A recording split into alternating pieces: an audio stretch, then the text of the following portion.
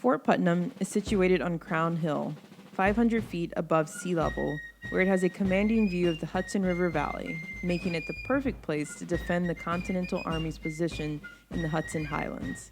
This fort was West Point's largest military fortification and predates the military academy by nearly 25 years. Early in the American Revolution, it was known that control of the Hudson River would be a significant factor in the success of the war effort.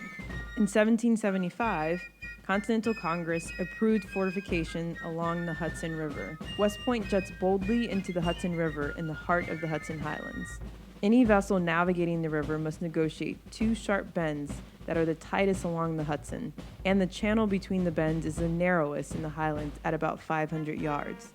These geographical attributes made it the ideal position for patriots to secure control of the Hudson River during the struggle for independence.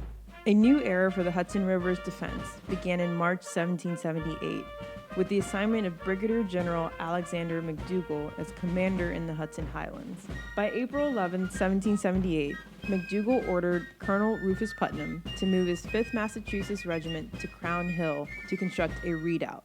Fort Putnam was begun. Perched to overlook all below it, Fort Putnam was to be one of two principal works in the chain of West Point fortifications, with Fort Arnold being the main fortification. Fort Putnam's cannons covered inland approaches to Fort Arnold, situated at the top of the plain overlooking the Hudson River, Sherburne's redoubt to the west, and Forts Webb, Willis, and Meigs on the ridge south of Fort Arnold. Fortifications were constructed with the most readily available materials: earth, stone, and wood. The fort was designed to incorporate local terrain, taking advantage of the steep slopes and rise in elevation from east to west across the top of Crown Hill. This served to increase protection from possible attack via Rock Hill, above and behind Fort Putnam, where Redoubt 4 was eventually built.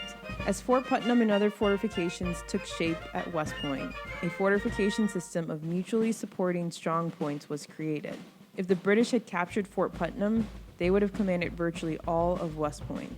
Battle never did reach Fort Putnam, but in an attempt to advance their position up the Hudson River, the British did occupy Stony Point, just south of West Point, in June 1779. In 1780, Fort Putnam was threatened by treason when Benedict Arnold, commander of West Point, conspired to turn the post over to the British by weakening the defenses and providing critical information about the neglected state of the fortifications. Luckily, his scheme failed. The name Benedict Arnold became abhorrent to Americans, and Fort Arnold was renamed Fort Clinton.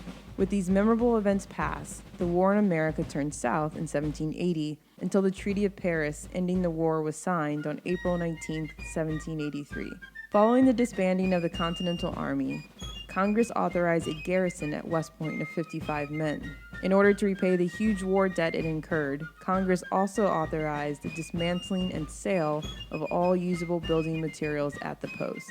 The artillery and mortars in Fort Putnam are reproductions of pieces which were in the fort in September 1780, funded by the generosity of the USMA class of 1952. The modern-day version of the fort is due to a complete renovation in 1909, which reflects the general appearance of the fort in the 1790s. Fort Putnam was reopened as a historic site in 1976, and its fortification system has been studied by thousands of cadets and visitors.